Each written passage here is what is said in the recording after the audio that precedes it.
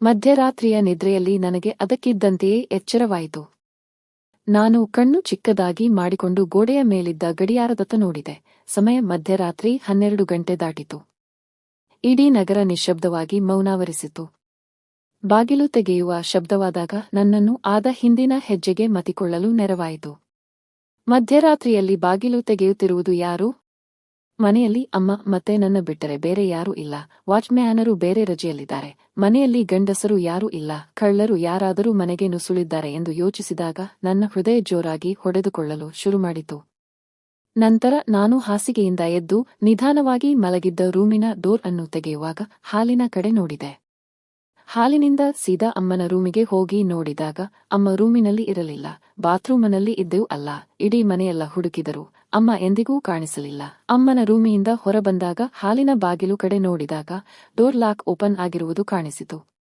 ಅಮ್ಮ ಹೊರಗಡೆ ಏನಾದರೂ ಹೋಗಿದ್ದಾಳೆ. ಅವಳು ಇಷ್ಟು ರಾತ್ರಿಯಲ್ಲಿ ಹೊರಗೆ ಹೋಗಿ ಏನು ಕೆಲಸ ಮಾಡುತ್ತಿದ್ದಾಳೆ ಎಂದು ಯೋಚಿಸುತ್ತಿದ್ದಾಗ ನನಗೆ ಏನು ಅರ್ಥವೇ ಆಗಲಿಲ್ಲ. ನಂತರ ನಾನು ಡೋರ್ ಓಪನ್ ಮಾಡಿ ಹೊರಗೆ ಬಂದು ನೋಡಿದಾಗ ಮನೆ ಮುಂಚಿನ ಗೇಟ್ ಓಪನ್ ಆಗಿತ್ತು.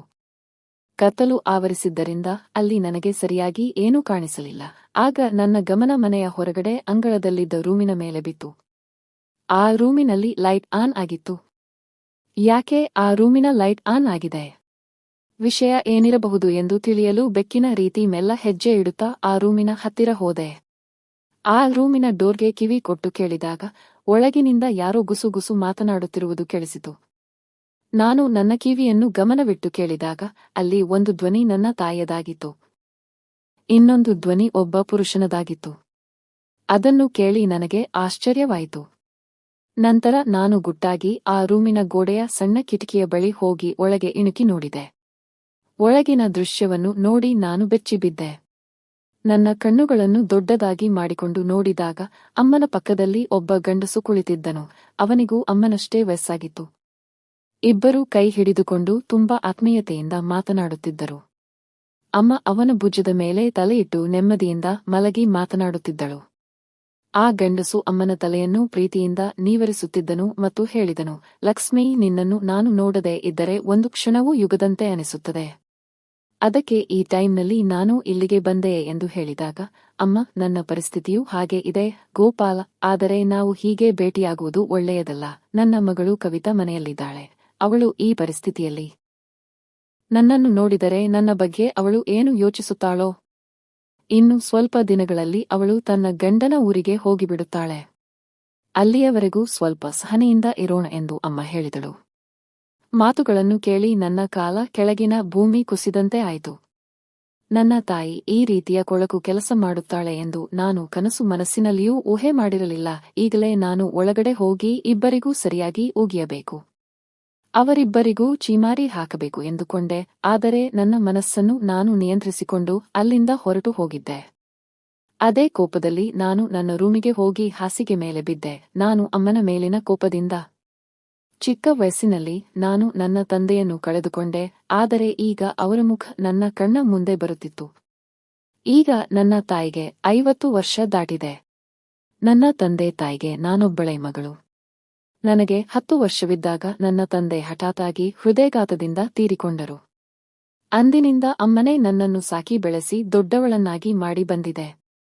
ಖಾಸಗಿ ಶಾಲೆಯೊಂದರಲ್ಲಿ ಅಮ್ಮ ಟೀಚರ್ ಆಗಿ ಕೆಲಸ ಮಾಡುತ್ತಾ ಮನೆಯಲ್ಲಿ ಟ್ಯೂಷನ್ ಹೇಳಿಕೊಡುತ್ತಿದ್ದಳು. ಇನ್ನು ಬಿಡುವಿನ ಸಮಯದಲ್ಲಿ ಮನೆಯಲ್ಲಿ ಟೈಲರಿಂಗ್ ಕೆಲಸ ಮಾಡಿಕೊಂಡು ನನ್ನನ್ನು ಬಿಟೆಕ್ವರೆಗೂ ಓದಿಸಿದಳು. ಚಿಕ್ಕ ವಯಸ್ಸಿನಲ್ಲಿ ಗಂಡನನ್ನು ಕಳೆದುಕೊಂಡಿದ್ದರು. ಆದರೆ ಇಲ್ಲಿಯವರೆಗೆ ಯಾವುದೇ ತಪ್ಪನ್ನು ಸಹ ಮಾಡಿರಲಿಲ್ಲ. ನಾನು ನನ್ನ ಸಹಪಾಠಿ ಸಂತೋಷನನ್ನು ಪ್ರೀತಿಸುವ ವಿಷಯ ತಿಳಿದ ಕೂಡಲೇ ಕೋಪ ಮಾಡಿಕೊಳ್ಳಲಿಲ್ಲ. ಈ ವಿಷಯ ತಿಳಿದ ತಕ್ಷಣ ಅವರು ಸಂತೋಷ್ ತಂದೆ ತಾಯಿಯ ಬಳಿಗೆ ಮಾತನಾಡಿ ನಮ್ಮಿಬ್ಬರ ಮದುವೆಯನ್ನು ಕೂಡ ಸಹ ಮಾಡಿ. ಮದುವೆಯಾದ ಮೇಲೆ ಸಂತೋಷ್ಗೆ ದೆಹಲಿಯಲ್ಲಿ ಕೆಲಸ ಸಿಕ್ಕಿ ಇಬ್ಬರು ದೆಹಲಿಗೆ ಹೊರಟು ಹೋಗಿದ್ದೇವೆ. ಪ್ರತಿ ಹಬ್ಬಕ್ಕೂ ಹೈದರಾಬಾದ್ಗೆ ಬಂದು ಅಮ್ಮನ ಮನೆಯಲ್ಲಿ ಸ್ವಲ್ಪ ದಿನಗಳ ಕಾಲ ಉಳಿದುಕೊಳ್ಳುತ್ತಿದ್ದೆವು. ಅಮ್ಮ ನಮ್ಮನ್ನು ನೋಡಿ ತುಂಬಾ ಸಂತೋಷ ಪಡುತ್ತಿದ್ದರು. ಈ ಬಾರಿ ನನ್ನ ಜೊತೆ ಬರುವುದಕ್ಕೆ ಸಂತೋಷ್ಗೆ ಕೆಲಸದಲ್ಲಿ ರಜಾ ಸಿಗಲಿಲ್ಲ. ಅದಕ್ಕಾಗಿ ನಾನು ಒಬ್ಬಳೇ ಬಂದೆ. ಆದರೆ ಅಮ್ಮ ಈ ಬಾರಿ ನನ್ನನ್ನು ನೋಡಿ ಮೊದಲಿನ ತರಹ ಸಂತೋಷಪಡಲಿಲ್ಲ. ಅವರ ಮುಖದಲ್ಲಿ ಒಂದು ರೀತಿಯ ಕಳವಳವಿತ್ತು. ಆದರೂ ನಗುತ್ತಾ ನನ್ನನ್ನು ಆಹ್ವಾನಿಸಿದಳು. ಅಮ್ಮ, ಅದಕ್ಕೆ ಕಾರಣ ಏನು ಎಂದು ಈಗ ನನಗೆ ಅರ್ಥವಾಗುತ್ತಿದೆ. ಇತ್ತೀಚೆಗೆ ಅಮ್ಮ ಆ ವ್ಯಕ್ತಿಯ ಮೋಹಕ್ಕೆ ಬಿದ್ದವಳಂತೆ ಕಾಣಿಸುತ್ತಿದೆ. ಬಹುಶಃ ಈಗ ನಾನು ಅವಳಿಗೆ ಪಾನಕದಲ್ಲಿ ಸಕ್ಕರೆ ಬದಲು ಉಪ್ಪಿನಂತೆ ಕಾಣಿಸುತ್ತೇನೆ. ಅದಕ್ಕೆ ಅವಳು ನಾನು ಮನೆಗೆ ಬಂದಾಗ ನನ್ನನ್ನು ನೋಡಿ ಸಂತೋಷದಿಂದ ಇರಲಿಲ್ಲ. ಆದರೆ ಗಂಡ ತೀರಿಕೊಂಡು 20 ವರ್ಷವಾದ ನಂತರ ಅವಳಿಗೆ ಏಕೆ ಇದ್ದಕ್ಕಿದ್ದಂತೆ ಈ ಆಸೆಗಳು ಬಂದವು? ನನ್ನ ಬಾಲ್ಯದ ಕೆಲವು ವಿಷಯಗಳು ನನಗೆ ಈಗಲೂ ನೆನಪಲ್ಲಿವೆ. ನನ್ನ ತಂದೆ ದಿನ ಕುಡಿದು ಮನೆಗೆ ಬರುತ್ತಿದ್ದರು. ತಾಯಿಯ ಜೊತೆ ಜಗಳವಾಡುತ್ತಿದ್ದರು. ಅವರ ಜಗಳ ಮಿತಿ ಮೀರಿದಾಗ ಅಮ್ಮನಿಗೆ ಹೊಡೆಯುವುದಕ್ಕೂ ಅಪ್ಪ ಹಿಂದೆ ಮುಂದೆ ನೋಡುತ್ತಿರಲಿಲ್ಲ. ಚೆನ್ನಾಗಿ ಹೊಡೆಯುತ್ತಿದ್ದ. ಆದರೆ ಅಪ್ಪ ಯಾಕೆ ಹಾಗೆ ಮಾಡುತ್ತಿದ್ದಾನೆ ಎಂದು ನನಗೆ ಆಗ ಅರ್ಥವಾಗಲಿಲ್ಲ. ಆದರೆ ಸ್ವಲ್ಪ ದಿನಗಳಲ್ಲಿ ನನಗೆ ವಿಷಯ ತಿಳಿಯಿತು. ಅಮ್ಮನಿಗೆ ಅಪ್ಪ ಎಂದರೆ ಇಷ್ಟ ಇರಲಿಲ್ಲ. ಅವರ ಬಳಿ ಬಲವಂತದಿಂದ ಸಂಸಾರ ಮಾಡುತ್ತಿದ್ದರು. ರಾತ್ರಿ ಹೊತ್ತು ಅಮ್ಮ ಅಪ್ಪನ ಬಳಿ ಮಲಗುವ ಬದಲು ನನ್ನ ಬಳಿ ಬಂದು ಮಲಗುತ್ತಿದ್ದರು. ಇದನ್ನು ನೋಡಿ ಸಹಿಸಿಕೊಳ್ಳಲಾಗದ ನನ್ನ ತಂದೆ ದಿನ ಕುಡಿದು ಬಂದು ಅಮ್ಮನಿಗೆ ಹೊಡೆಯುತ್ತಿದ್ದರು. ಮದುವೆಯಾದ ಹೆಂಡತಿಯೇ ನನ್ನನ್ನು ಪ್ರೀತಿಸುತ್ತಿಲ್ಲ ಎಂಬ ನೋವಿನಿಂದ. ಅಪ್ಪ ಕುಡಿತದ ಚಟಕ್ಕೆ ಬಿದ್ದಿರಬಹುದು. ಅಮ್ಮನಿಗೆ ಅಪ್ಪ ಇಷ್ಟವಿಲ್ಲ ಎನ್ನುವುದೇ ನಿಜವಾಗಿದ್ದರೆ ಅಮ್ಮ ಯಾಕೆ ತನ್ನ ಸಂಸಾರವನ್ನು ಹಾಳು ಮಾಡಿಕೊಂಡಿದ್ದಾಳೆ ಎಂದು ಅನಿಸುತ್ತಿದೆ. ತಾಳಿ ಕಟ್ಟಿದ ಗಂಡನಿಗೆ ಹೆಂಡತಿ ಬೆಂಬಲವಾಗಿ ಪ್ರೀತಿಯಿಂದ ಜೊತೆಗೆ ನಿಲ್ಲದಿದ್ದರೆ ಯಾವುದೇ ವ್ಯಕ್ತಿಯಾದರೂ ಹೇಗೆ ತಡೆದುಕೊಳ್ಳುತ್ತಾನೆ? ಬಹುಶಃ ಇದೇ ಕಾರಣದಿಂದ ಅತಿಯಾಗಿ ಕುಡಿದು ಅವರು ಚಿಕ್ಕ ವಯಸ್ಸಿನಲ್ಲಿ ತೀರಿಕೊಂಡಿರಬಹುದು. ಅಪ್ಪ ಸಾಯುವುದಕ್ಕೆ ಪರೋಕ್ಷವಾಗಿ ಕಾರಣ ಅಮ್ಮನೇ ಅಂತ ನನಗೆ ಅನಿಸುತ್ತಿದೆ. ಇದನ್ನು ಯೋಚಿಸುತ್ತಾ ನಾನು ನಿದ್ರೆಗೆ ಜಾರಿದೆ. ಆದರೆ ರಾತ್ರಿಯೆಲ್ಲ ನನಗೆ ಕೆಟ್ಟ ಕನಸುಗಳು ಬೀಳುತ್ತಿದ್ದ ಕಾರಣ ನಾನು ನೆಮ್ಮದಿಯಾಗಿ ನಿದ್ರೆ ಮಾಡಲು ಆಗಲಿಲ್ಲ. ಬೆಳಗ್ಗೆ ಎದ್ದಾಗ ನನ್ನ ತಲೆ ತುಂಬಾ ಭಾರವಾದಂತೆ ಅನಿಸುತ್ತಿತ್ತು. ಈ ವಿಷಯವನ್ನು ನಾನು ಬೇರೆಯವರೊಂದಿಗೆ ಹೇಳದೆ ನನ್ನೊಳಗೆ ನಾನು ಇಟ್ಟುಕೊಂಡರೆ ನನ್ನ ತಲೆಯ ಭಾರ ಕಡಿಮೆಯಾದರೂ ಹೇಗೆ ಎಂಬುದಾಗಿ ನನಗೆ ಅನಿಸಿತು. ಆದರೆ ಅಮ್ಮ ಏನು ನಡೆದಿಲ್ಲವೇನೋ ಅಂತ ಸುಮ್ಮನಿದ್ದಾಳೆ. ಇದನ್ನು ನೋಡಿ ನನಗೆ ಅವಳ ಬಳಿ ಮಾತನಾಡಲು ಸಾಧ್ಯವಾಗಲಿಲ್ಲ. ನಂತರ ನಾನು ನನ್ನ ಗಂಡನಿಗೆ ಫೋನ್ ಮಾಡಿ ಅಮ್ಮನ ಬಗ್ಗೆ ಹೇಳಬೇಕು ಅಂದುಕೊಂಡೆ. ಆದರೆ ನಾನು ಹಾಗೆ ಮಾಡಿದರೆ ನನ್ನ ಗಂಡನ ದೃಷ್ಟಿಯಲ್ಲಿ ನಾನು ಚಿಕ್ಕವಳಾಗುತ್ತೇನೆ ಎಂದು ಭಯವಾಯಿತು. ಈಗ ನನಗಿರುವ ಒಬ್ಬಳು ಸ್ನೇಹಿತೆಯಾದ ಹೇಮಲತಾ ತುಮಕೂರಿನಲ್ಲಿ ಇದ್ದಾಳೆ.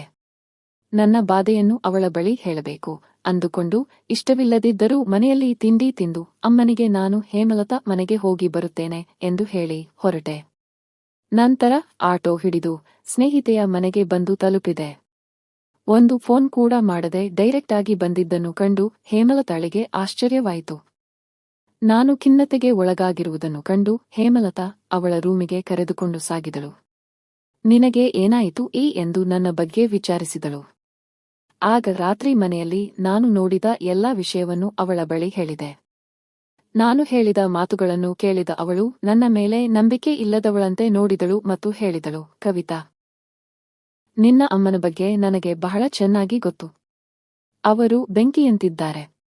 ಅವರು ಇದನ್ನು ಮಾಡಿದ್ದಾರೆ ಎಂದು ನನಗೆ ನಂಬಲು ಆಗುತ್ತಿಲ್ಲ. ಅವರು ಬೇರೆ ಗಂಡಸರನ್ನು ಕಣ್ಣೆತ್ತಿದಂತೆ ಸಹ ನೋಡುವುದಿಲ್ಲ. ಅಂತವರ ಬಗ್ಗೆ ನೀನು ಹೀಗೆ ಹೇಳುತ್ತೀಯ ಅಂದರೆ ನನಗೆ ನಂಬುವುದಕ್ಕೆ ಆಗಲ್ಲ ಎಂದು ನಾನು ಹೇಳಿದಳು. ಹೌದು, ಬೇರೆ ಯಾರಾದರೂ ನನ್ನ ಹತ್ತಿರ ಈ ವಿಷಯ ಹೇಳಿದರೆ ನಾನು ಖಂಡಿತವಾಗಿ ನಂಬುತ್ತಾ ಇರಲಿಲ್ಲ. ಆದರೆ ಇದನ್ನೆಲ್ಲ ನಾನು ನನ್ನ ಕಣ್ಣಾರೆ ನೋಡಿದ್ದೇನೆ. ಅಮ್ಮ ಆ ವ್ಯಕ್ತಿಯ ಹತ್ತಿರ ಎಷ್ಟು ಪ್ರೀತಿಯಿಂದ ಸಂತೋಷವಾಗಿ ಇದ್ದಾರೆಂದರೆ ಅಪ್ಪನ ಬಳಿ ಒಂದು ದಿನವೂ ಕೂಡ ಆ ರೀತಿ ಇರುವುದನ್ನು ನಾನು ನೋಡದೇ ಇಲ್ಲ. ಗಂಡ ತೀರಿಕೊಂಡ ಮೇಲೆ ಒಂದು ಹೆಣ್ಣು ಅವಳ ಎಲ್ಲ ಆಸೆಗಳನ್ನು ನನಗೆ ಹೇಳುತ್ತೇವೆ ಎಂದು ನಾನು ಹೇಳುತ್ತಿಲ್ಲ. ಆದರೆ ಮನುಷ್ಯನಿಗೆ ನೈತಿಕ ಮೌಲ್ಯಗಳು, ಕುಟುಂಬದ ಗೌರವ ಕೂಡ ಮುಖ್ಯವಾದಂತಿರುವುದು ಅಲ್ವಾ? ಅಪ್ಪ ತೀರಿಕೊಂಡ ನಂತರ ಅಮ್ಮ ಬೇರೆ ಮದುವೆಯಾಗದೆ ಬಹಳ ಕಾಲ ಕಳೆದಿದ್ದಾರೆ. ಆದರೆ ಈ ವಯಸ್ಸಾದ ಸಮಯದಲ್ಲಿ ಯಾಕೆ ಈ ರೀತಿಯ ಚೇಷ್ಟೆಗಳನ್ನು ಮಾಡುತ್ತಿದ್ದಾರೆ ಎಂದು ನನಗೆ ಅರ್ಥವಾಗುತ್ತಿಲ್ಲ ಎಂದು ಕೋಪದಿಂದ ಹೇಳಿದಳು. ನನ್ನ ಕೋಪವನ್ನು ನೋಡಿದ ಹೇಮಲತಾ ನನ್ನ ಪಕ್ಕ ಬಂದು ನನ್ನ ಭುಜದ ಮೇಲೆ ಕೈ ಹಾಕಿದಳು. ನೋಡು ಕವಿತಾ, ನಿನ್ನ ಅಮ್ಮ ಚಿಕ್ಕವರಲ್ಲ. ಅವರಿಗೆ ಆಗಿರುವ ವಯಸ್ಸಿನ ಅನುಭವ ನಿನಗಾಗಿಲ್ಲ. ಆದ್ದರಿಂದ ನೀನು ಈ ವಿಷಯದ ಬಗ್ಗೆ ಅವರ ಮೇಲೆ ಯಾವುದೇ ನಿರ್ಧಾರವನ್ನು ತೆಗೆದುಕೊಳ್ಳಬೇಡ. ಇಂತಹ ಸೂಕ್ಷ್ಮವಾದ ವಿಷಯದಲ್ಲಿ ತಾಯಿಗೆ ಮಗಳೇ ಚಿಮಾರಿ ಹಾಕಿದರೆ ಆ ತಾಯಿಯ ಭಾವನೆ ಹೇಗಿರುತ್ತದೆ ಎಂದು ಹೇಳುವುದು ತುಂಬಾ ಕಷ್ಟ. ಈ ಅವಮಾನದ ಭಾರ ಹೊತ್ತು ಅವಳು ಯಾವುದೇ ಕೆಟ್ಟ ನಿರ್ಧಾರವನ್ನು ತೆಗೆದುಕೊಳ್ಳಬಹುದು. ಆದ್ದರಿಂದ ನೀನು ಸ್ವಲ್ಪ ದಿನ ತಾಳ್ಮೆಯಿಂದ ಇರು. ಅಷ್ಟಕ್ಕೂ ನಿನ್ನ ಅಮ್ಮ ಒಂದು ಕ್ಷಣದ ಆವೇಶದಲ್ಲಿ ತಪ್ಪು ಮಾಡುವ ದುರ್ಬಲ ಮನಸ್ಸಿನ ವ್ಯಕ್ತಿಯಲ್ಲ. ಇದರ ಹಿಂದಿನ ರಹಸ್ಯವೇನು ಎಂದು ತಿಳಿದುಕೊಳ್ಳುವವರೆಗೆ ಈ ವಿಷಯದ ಬಗ್ಗೆ ನಿನ್ನ ತಾಯಿಯ ಬಳಿ ಏನನ್ನು ಮಾತನಾಡಬೇಡ ಎಂದು ಹೇಳಿದಳು. ಸ್ನೇಹಿತೆಯ ಈ ಮಾತಿಗೆ ನಾನು ಮೌನವಾಗಿಯೇ ಉತ್ತರಿಸಿದೆ. ಆದರೆ ನನ್ನ ಮನಸ್ಸಿನ ತುಮುಲ ಇನ್ನೂ ಕಡಿಮೆಯಾಗಿರಲಿಲ್ಲ. ನಂತರ ಅಮ್ಮನಿಂದ ನನ್ನ ಫೋನ್ ಬಂತು. ಊಟದ ಸಮಯ ಆಗಿದೆ. ಮನೆಗೆ ಬಾ ಎಂದರು. ಆದರೆ ನನಗೆ ಮನೆಗೆ ಹೋಗಲು ಮನಸ್ಸಿರಲಿಲ್ಲ. ಆದ್ದರಿಂದ ನಾನು ಈಗ ಒಂದು ಫಂಕ್ಷನ್ಗೆ ಹೋಗುತ್ತಿದ್ದೇನೆ, ನೀವು ನಮಗುದಲಕ್ಷಣ ಮಾತಾಡುತ್ತೇನೆ ಎಂದು ಹೇಳಿ ತಪ್ಪಿಸಿಕೊಂಡೆ. ಅದಾದ ಮೇಲೆ ಹೇಮಲತಾ ಬಲವಂತವಾಗಿ ನನಗೆ ಊಟ ಮಾಡಲು ಹೇಳಿದಳು. ನಾನು ಆಗ ಅವಳ ಮನೆಯಲ್ಲಿ 4 ತುತ್ತು ತೆಗೆದು ಊಟ ಮುಗಿಯಿತು ಎಂದುಕೊಂಡು ಸಂಜೆ 4 ಆಗುತ್ತಿದ್ದಂತೆ ಆಟೋ ಹಿಡಿದು ಮನೆಗೆ ಹೊರಡಬೇಕೆಂದು ಅಂದುಕೊಂಡೆ. ಅದರಂತೆ ನನ್ನ ಗೆಳತಿಗೆ ಮನೆಗೆ ಹೋಗುತ್ತೇನೆ ಎಂದು ಹೇಳಿ ಹೊರಟೆ. ಹೊರಗಡೆಯ ಬಂದು ಆಟೋ ಹತ್ತಿ ಬೇಗ ಮನೆಗೆ ಹೋಗಬೇಕು ಎಂಬ ಆಸೆ ಇರಲಿಲ್ಲ. ಹಾಗಾಗಿ ದಾರಿ ಉದ್ದಕ್ಕೂ ಕಾಲುನಡಿಯಲ್ಲಿ ನಿಧಾನವಾಗಿ ನಡೆದು ಹೋಗುತ್ತಿದ್ದೆ. ದಾರಿಯಲ್ಲಿ ಹೋಗುತ್ತಿದ್ದಾಗ ಬರೀ ನನಗೆ ಅಮ್ಮನದೇ ಚಿಂತೆ ಕಾಡುತ್ತಿತ್ತು. ಅಮ್ಮ ಏಕೆ ಹೀಗೆ ಮಾಡಿದಳು? ನಾಳೆ ನನಗೆ ಮಕ್ಕಳಾದರೆ ಅವಳು ಅಜ್ಜಿಯಾಗುತ್ತಾಳೆ. ಮೊಮ್ಮಕ್ಕಳನ್ನು ನೋಡಿ ಖುಷಿ ಪಡಬೇಕಾದ ವಯಸ್ಸಿನಲ್ಲಿ ಅವಳಿಗೆ ಯೌವನದ ಮೋಹ ಏಕೆ ರಾಜಿಸುತ್ತಿದೆ? ಇವರು ಈ ರೀತಿ ನಡೆದುಕೊಳ್ಳುತ್ತಿರುವುದರಿಂದ ಕುಟುಂಬದ ಪ್ರತಿಷ್ಠೆ ಏನಾಗುವುದು ಎಂಬ ಪ್ರಜ್ಞೆ ಕೂಡ ಇವರಿಗೆ ಇಲ್ಲವಾ? ಅವಳಿಗೆ ಅವನ ಮೇಲೆ ಅಷ್ಟೊಂದು ಆಸೆ ಇದೆ, ಅವಳಿಗೆ ಜ್ಞಾನೋದಯ ಆಗುವ ಹಾಗೆ ನಾನು ಏನು ಮಾಡಲಿ? ಈ ರೀತಿಯ ಯೋಚನೆಗಳಿಂದ ನನ್ನ ಸಿಡಿಯುವಂತಾಗಿತ್ತು. ನಾನು ಹೀಗೆ ಯೋಚನೆ ಮಾಡುತ್ತಾ 1-2 ಕಿಲೋಮೀಟರ್ ನಡೆದ ನಂತರ ದಾರಿಯಲ್ಲಿ ಒಂದು ಪಬ್ಲಿಕ್ ಪಾರ್ಕ್ ಕಾಣಿಸಿತು. ಸ್ವಲ್ಪ ಹೊತ್ತು ಅಲ್ಲಿ ಕುಳಿತು ಹೋಗೋಣ ಎಂದು ಆ ಪಾರ್ಕಿನ ಒಳಗೆ ಹೋಗುತ್ತಿದ್ದಾಗ ತಾನೇ ಪಾರ್ಕಿನ ಹೊರಗೆ ಬರುತ್ತಿದ್ದ ಒಬ್ಬ ವ್ಯಕ್ತಿಯನ್ನು ನೋಡಿದೆ. ಅವನನ್ನು ನೋಡುತ್ತಿದ್ದಂತೆ ನಾನು ಗುರುತು ಹಿಡಿದಿದ್ದೆ. ರಾತ್ರಿ ಅಮ್ಮನ ಬಳಿ ಬಂದಿದ್ದ ವ್ಯಕ್ತಿ ಇವನೇ ಇದಾಗಿದೆ. ಅವರ ಮುಖ ನನ್ನ ಮನಸ್ಸಿನಲ್ಲಿ ಅಚ್ಚೆ ಹಾಕಿದಂತೆ ಮುದ್ರಿಸಲಾಗಿತ್ತು. ಅವನು ನನ್ನನ್ನು ನೋಡಲಿಲ್ಲ. ಅವನು ಗೌರವಾನ್ವಿತನಂತೆ ಫುಟ್ಪಾತ್ ಮೇಲೆ ನಡೆಯುತ್ತಾ ಹೋಗುತ್ತಿದ್ದನು. ನಾನು ಅವರನ್ನು ಹಿಂಬಾಲಿಸುತ್ತಾ ಹೋದೆ. ಅವನು ಸೀದಾ ಒಂದು ಕಾಲೋನಿಯೊಳಗೆ ಪ್ರವೇಶಿಸಿದನು. ಅಲ್ಲಿ ಒಂದು ಮನೆಯ ಪಕ್ಕದಲ್ಲಿ ಇದ್ದ ಮೆಟ್ಟಿಲು ಹತ್ತಿ ಮೇಲೆ ಹೋದ ನಂತರ ನಾನು ಅವನ ಹಿಂದು ಮೆಟ್ಟಿಲುಗಳನ್ನು ಹತ್ತುತ್ತಾ ಮೇಲೆ ಹೋದೆ. ನನಗೆ ಭಯವಾಗುತ್ತಿತ್ತು. ಆದರೂ ಧೈರ್ಯ ತಂದುಕೊಂಡು ಸೀದಾ ಬಾಲ್ಕನಿಗೆ ಹೋದೆ. ಅಲ್ಲಿ ಮಲ್ಲಿಗೆ ಹೂಗಳಿಂದ ಬಾಲ್ಕನಿ ಕಂಗೊಳಿಸುತ್ತಿತ್ತು. ಬಾಲ್ಕನಿಯಿಂದ ಇಳಿದು ನಾನು ಆ ಮನೆಯ ಬಾಗಿಲ ಬಳಿ ಬಂದು ನಿಂತೆ. ಸ್ವಲ್ಪ ಭಯದಿಂದಲೇ ಮನೆಯ ಒಳಗೆ ಹೋದೆ. ಹಿಂದಿತ್ತು ಯಾರೂ ಕಾಣಲಿಲ್ಲ. ಅಡುಗೆ ಮನೆಯಿಂದ ಟೀ ಮಾಡುತ್ತಿರುವ ಪರಿಮಳ ಬರುತ್ತಿತ್ತು. ಆಗ ನನಗೆ ಆ ವ್ಯಕ್ತಿ ಅಡುಗೆ ಮನೆಯಲ್ಲಿ ಇದ್ದಾನೆ ಎಂದು ಅರ್ಥವಾಯಿತು. ನಾನು ಅಡುಗೆ ಮನೆಯ ಕಡೆಗೆ ಹೋಗುತ್ತಿದ್ದಾಗ ನನ್ನ ಕಾಲಿನ ಗೆಜ್ಜೆಯ ಶಬ್ದಗಳನ್ನು ಕೇಳಿ ಯಾರು ಎಂದು ಕೂಗಿ ಕೇಳಿದರು. ಆಗ ನಾನು ತಕ್ಷಣ ಅಲ್ಲಿ ನಿಂತುಕೊಂಡೆ. ಏನು ಹೇಳಬೇಕು ಎಂದು ನನಗೆ ಅರ್ಥವಾಗದೆ ನಾನು ನನ್ನ ಹೆಸರನ್ನು ಹೇಳಿದೆ. ಆಗ ಅವರು, ನಿಮ್ಮ ಹೆಸರೇ ತುಂಬಾ ಒಳ್ಳೆಯ ಹೆಸರು. ನೀವು ಆ ಸೋಫಾ ಮೇಲೆ ಕುಳಿತುಕೊಳ್ಳಿ, ನಾನು 2 ನಿಮಿಷದಲ್ಲಿ ಬರುತ್ತೇನೆ ಎಂದು ನಗುತ್ತಾ ಹೇಳಿದರು. ಆದರೆ ನಾನು ನಗಲಿಲ್ಲ. ಹಾಲಿನಲ್ಲಿ ಸೋಫಾದ ಮೇಲೆ ಕುಳಿತುಕೊಂಡು ಅವನಿಗೋಸ್ಕರ ಕಾಯುತ್ತಿದ್ದೆ. ನಂತರ ಒಂದು ಟ್ರೇನಲ್ಲಿ 2 ಕಪ್ ಟೀ ತಂದರು. ನನ್ನನ್ನು ಮಾತನಾಡಲು ಬಿಡದೆ 1 ಕಪ್ ಟೀ ಜೊತೆಗೆ 1 ಲೋಟ ನೀರನ್ನು ಕೊಟ್ಟರು. ತುಂಬಾ ದಾಹವಾಗಿದ್ದರಿಂದ 1 ಲೋಟ ನೀರು ಕುಡಿದು ಟೀ ತೆಗೆದುಕೊಂಡು 1 ಗುಟುಕು ಕುಡಿದೆ. ಟೀ ತುಂಬಾ ಅದ್ಭುತವಾಗಿತ್ತು. ನಂತರ ನಾನು ಟೀಯನ್ನು ಪೂರ್ತಿ ಕುಡಿದಾಗ ಚಿಟಿಕೆ ಹೊಡೆಯುವುದರಲ್ಲಿ ನನ್ನ ಆಯಾಸವೆಲ್ಲ ಕಡಿಮೆಯಾಯಿತು. ಆಗ ಆ ವ್ಯಕ್ತಿ ಕೇಳಿದರು, ಇವಾಗ ಹೇಳಮ್ಮ, ಯಾರು ನೀನು? ಹತ್ತಿರ ನಿನ್ನಿಗೆ ಏನು ಕೆಲಸ ಎಂದು ಟೀ ಕುಡಿಯುತ್ತಾ ಕೇಳಿದರು. ನಾನು ಹೇಳುವುದಕ್ಕೆ ತಡವರಿಸುತ್ತಿದ್ದೆ. ಆಗ ಆ ವ್ಯಕ್ತಿ ನನ್ನ ಮುಖವನ್ನು ದಿಟ್ಟಿಸಿ ನೋಡಿದನು. ಆಗ ಅವನ ಕಣ್ಣುಗಳು ಮಿಂಚಿನಂತೆ ನನ್ನನ್ನು ಗುರುತು ಹಿಡಿದವು. ನೀನು ಲಕ್ಷ್ಮಿಯ ಮಗಳೇ ಅಂತ ಕೇಳಿದ್ದರು. ಹೌದು, ನಾನು ಲಕ್ಷ್ಮಿಯ ಮಗಳು. ನೀವು ನೆನ್ನೆ ಮಧ್ಯರಾತ್ರಿ ನಮ್ಮ ಮನೆಗೆ ಬಂದಿದ್ದನ್ನು ನಾನು ನೋಡಿದ್ದೇನೆ ಎಂದು ಹೇಳಿದೆ ಮತ್ತು ನನ್ನ ಉತ್ತರದಲ್ಲಿ ಎಚ್ಚರಿಕೆಯ ಧ್ವನಿ ಇತ್ತು. ಅವರು ಆಶ್ಚರ್ಯದಿಂದ ನನ್ನನ್ನು ನೋಡಿದರು. ಈ ವಿಷಯ ನಿನ್ನ ಅಮ್ಮನಿಗೆ ಹೇಳಿದ್ದೀಯಾ ಎಂದು ಆತುರದಲ್ಲಿ ಕೇಳಿದರು. ಇಲ್ಲ, ಹೇಳಿಲ್ಲ. ಒಳ್ಳೆಯ ಕೆಲಸ ಮಾಡಿದೆ ಎಂದು ಆ ವ್ಯಕ್ತಿ ನಿಟ್ಟುಸಿರು ಬಿಟ್ಟನು. ಆದರೆ ಆತನ ವರ್ತನೆ ನನಗೆ ಅರ್ಥವಾಗಲಿಲ್ಲ. ಆಗ ನಾನು ಕೇಳಿದೆ, ಅಸಲಿಗೆ ನೀವು ಯಾರು? ನನ್ನ ಅಮ್ಮನಿಗೂ ನಿಮಗೂ ಏನು ಸಂಬಂಧ? ಈ ವಯಸ್ಸಿನಲ್ಲಿ ಯಾಕೆ ಅಂತ ಕೆಲಸ ಮಾಡುತ್ತಿದ್ದೀರಾ ಎಂದು ನಿತ್ಯಗೊಳ್ಳಿಕೊಂಡು ಕೇಳಿದೆ. ಈ ಮಾತುಗಳನ್ನು ಕೇಳಿಯೂ ಆ ವ್ಯಕ್ತಿಯ ಮುಖದಲ್ಲಿ ಯಾವ ಭಾವನೆಗಳೂ ಕಾಣುತ್ತಿರಲಿಲ್ಲ. ಒಂದು ಸಾರಿ ಅವರು ದೀರ್ಘವಾಗಿ ನಿಟ್ಟುಸಿರು ತೆಗೆದುಕೊಂಡು ಕುರ್ಚಿಯಲ್ಲಿ ಕುಳಿತುಕೊಂಡು ಮಾತನಾಡಲು ಪ್ರಾರಂಭಿಸಿದರು. ನೋಡು ಅಮ್ಮ, ನನ್ನ ಹೆಸರು ಗೋಪಾಲ್ ರಾವ್. ಎಲ್ಲವನ್ನಷ್ಟೇ ಅಂದುಕೊಂಡಿದ್ದ ಹಾಗೆ ನಡೆದರೆ ಇಂದು ನಾನು ನಿನ್ನ ತಂದೆಯ ಸ್ಥಾನದಲ್ಲಿ ಇರುತ್ತಿದ್ದೆ. 30 ವರ್ಷಗಳ ಹಿಂದೆ ನಾನು ಮತ್ತು ನಿನ್ನ ತಾಯಿ ಲಕ್ಷ್ಮಿ ತುಂಬಾ ಗಾಢವಾಗಿ ಪ್ರೀತಿ ಮಾಡುತ್ತಿದ್ದೆವು. ಇಬ್ಬರೂ ಮದುವೆ ಆಗಬೇಕೆಂದು ಅಂದುಕೊಂಡಿದ್ದೆವು. ಲಕ್ಷ್ಮಿಯನ್ನು ನಿನ್ನ ತಂದೆ ಕುರಿತಂತೆ ಕಾಂಗ್ರೆಸ್ ಮಾಡಿದನಂತೆ. ಅವನು ನಿನ್ನ ಅಮ್ಮನ ಸೋದರ ಅತ್ತೆಯ ಮಗ, ಬಹಳ ಶ್ರೀಮಂತರು. ಆದರೆ ಅವನು ನಿನ್ನ ಅಮ್ಮನಿಗೆ ಇಷ್ಟವಿರಲಿಲ್ಲ. ಯಾವುದೇ ಸಂದರ್ಭದಲ್ಲಿ ನಾನು ಅವನನ್ನು ಮದುವೆಯಾಗುವುದಿಲ್ಲ ಎಂದು ಲಕ್ಷ್ಮಿ ತನ್ನ ತಂದೆ ತಾಯಿಯ ಬಳಿ ಕಪೋರವಾಗಿ ಹೇಳಿದಳು. ಆದರೆ ಕಾಂತರಾವ್ ಲಕ್ಷ್ಮಿ ನನ್ನನ್ನು ಇಷ್ಟಪಡದೇ ಇದ್ದರು. ನಾನು ಅವಳನ್ನು ಮದುವೆಯಾಗುತ್ತೇನೆ ಎಂದು ಶಪಥ ಮಾಡಿದ್ದೇನು. ಆಗ ಏನಾಯಿತು ಎಂಬುದನ್ನು ತಿಳಿಯಲಿಲ್ಲ. ಒಂದು ದಿನ ಲಕ್ಷ್ಮಿ ಇದ್ದಕ್ಕಿದ್ದಂತೆ ನನ್ನ ಹತ್ತಿರ ಬಂದು ನಾನು ಹೇಳಿದಂತೆ ನೀನು ಮಾಡು ಎಂದು ಹೇಳಿದಳು. ನನಗೆ ಗಾಬರಿಯಾಯಿತು. ನಾನು ಏನು ಮಾಡಬೇಕು? ಏನಾಗಿದೆ? ನಿನಗೆ ಹೇಳು ಎಂದು ಕೇಳಿದೆ. ಆಗ ಅವಳು, ಈಗ ನೀನು ನಾನು ಕೇಳಿಸಿದಂತೆ ಮಾಡು ಎಂದು ಗದರಿದಳು. ಮತ್ತು ಅವಳು ಹೇಳಿದ ಮಾತನ್ನು ಕೇಳಿ ನನ್ನ ಗುಂಡಿಗೆ ಹೊಡೆದು ಹೋಯಿತು. ಮನೆಯಲ್ಲಿ ಹಿರಿಯರ ಮಾತಿಗೆ ನನ್ನ ಹೃದಯವೇ ಹೊಡೆದು ಹೋಗಿತು. ನಾನು ಕಾಂತರಾವ್ ಅವರನ್ನು ಮದುವೆಯಾಗುತ್ತಿದ್ದೇನೆ. ನನ್ನನ್ನು ಮರೆತು ನೀನು ಬೇರೆ ಯಾವುದಾದರೂ ಒಳ್ಳೆಯ ಹುಡುಗಿಯನ್ನು ಮದುವೆಯಾಗು ಎಂದು ಕೇಳಿಕೊಂಡಳು. ಇದೆಲ್ಲವನ್ನ ನೋಡಿದಾಗ ಆಗ ಇದ್ದಕ್ಕಿದ್ದಂತೆ ನೀನು ಯಾಕೆ ಮನಸ್ಸು ಬದಲಾಯಿಸಿದೆ?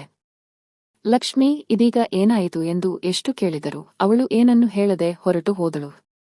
ಇದಾದ ನಂತರ ಕೆಲ ದಿನಗಳಲ್ಲಿ ಅವಸರದಲ್ಲಿ ಕಾಂತರಾವನನ್ನು ಲಕ್ಷ್ಮಿ ಮದುವೆಯಾದಳು.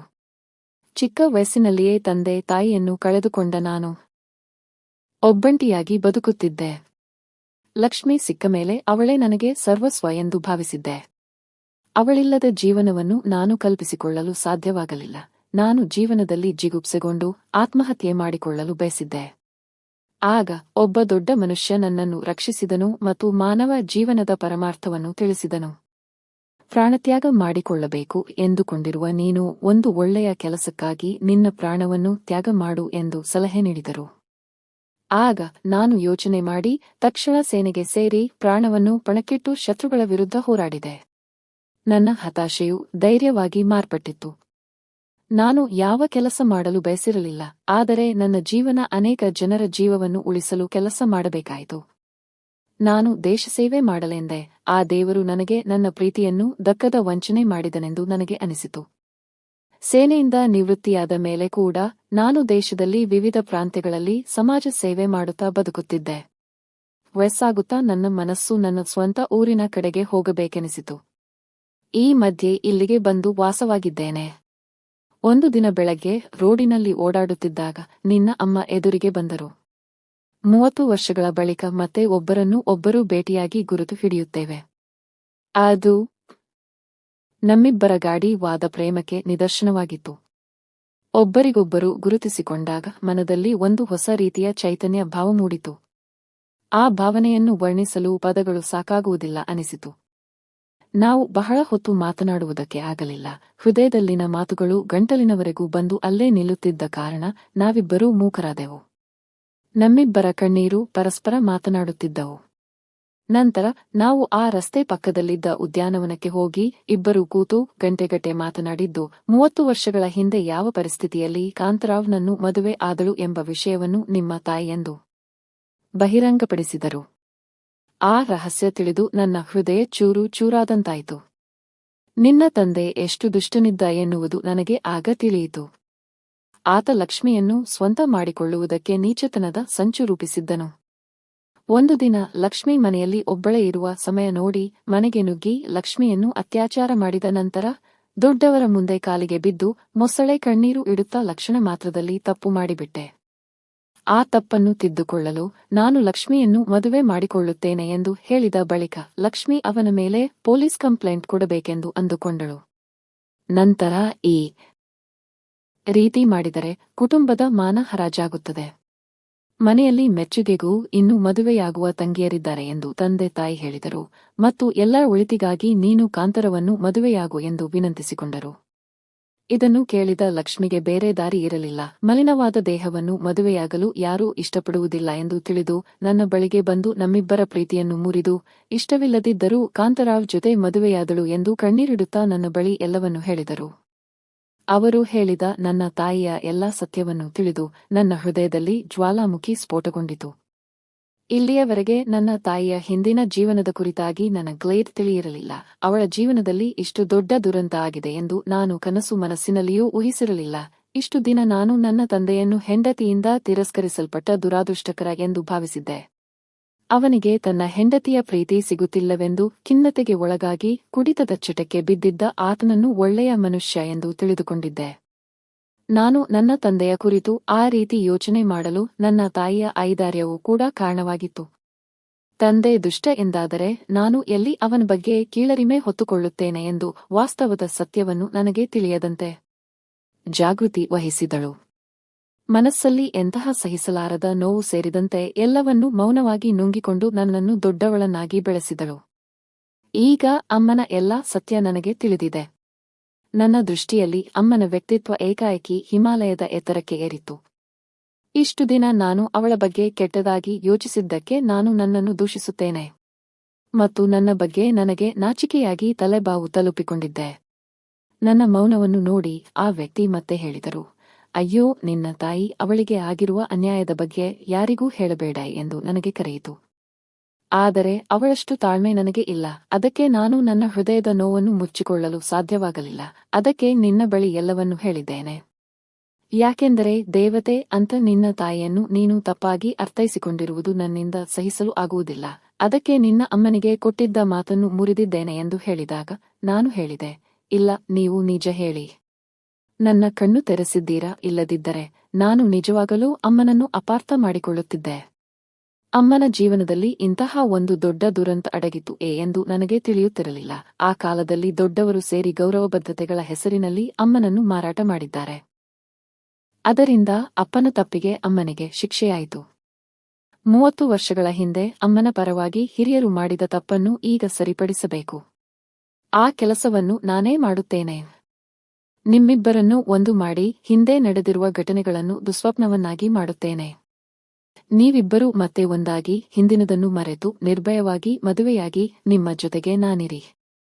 ಸಮಾಜಕ್ಕೆ ಭಯಪಡುವ ಅವಶ್ಯಕತೆ ಇಲ್ಲ. ಮನುಷ್ಯ ಸಂತೋಷವಾಗಿ ಬಾಳಲು ಕಟ್ಟುಪಾಡುಗಳನ್ನು ಹೊಂದಿದ್ದಾನೆ ಹೊರತು ಕಟ್ಟುಪಾಡುಗಳಿಗೋಸ್ಕರ ಮನುಷ್ಯ ಹುಟ್ಟಿಲ್ಲ. ಈಗ ನೀವು ಮಧ್ಯರಾತ್ರಿಯಲ್ಲಿ ಕಳ್ಳರಂತೆ ಬರುವ ಅವಶ್ಯಕತೆ ಇಲ್ಲ. ಇಬ್ಬರೂ ಮದುವೆ ಮಾಡಿಕೊಂಡು ಮುಕ್ತವಾಗಿ ಸಂತೋಷದಿಂದ ಜೀವನ ನಡೆಸಿ. ನೀವಿಬ್ಬರು ಮಾಡಿದ ತ್ಯಾಗಕ್ಕೆ ಒಳ್ಳೆಯ ಪ್ರತಿಫಲ ಸಿಕ್ಕದೆ ಹೋದರೆ ಜಗತ್ತಿನಲ್ಲಿ ಒಳ್ಳೆಯ ವ್ಯಕ್ತಿಗೆ ಬೆಲೆ ಇರುವುದಿಲ್ಲ ಎಂದು ದೃಢ ನಿರ್ಧಾರದಿಂದ ಹೇಳಿದ್ದೇನೆ. ನನ್ನ ಮಾತುಗಳನ್ನು ಕೇಳಿ ಅವರ ಮುಖವು ಸಂತೋಷದಿಂದ ಅರಳಿತು.